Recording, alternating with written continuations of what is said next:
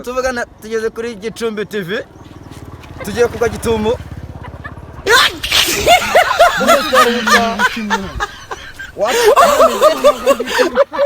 uno umusayidi ufite muri uyu mujyi uri mu kameramani twizeye muri uyu mujyi wacu Gicumbi. Amazina yawe boss? banamwita izina Abrahamu. Ibintu bimazemo igihe kingana iki? 47 nshaka amazemo imyaka 40 gutyo. 47? Imyaka ingahe?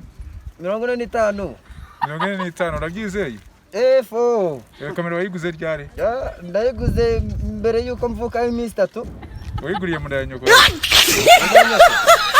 Tukuguye Gitumo. Nyogosenge. Okay.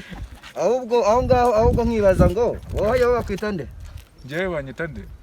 Okay. Ushaka kunkamera se nta kibazo nkamera nawe. Action. Banakwita nde? Banyita Ed.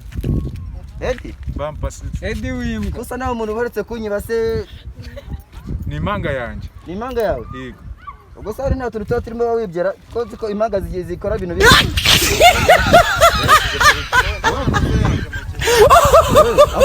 Action.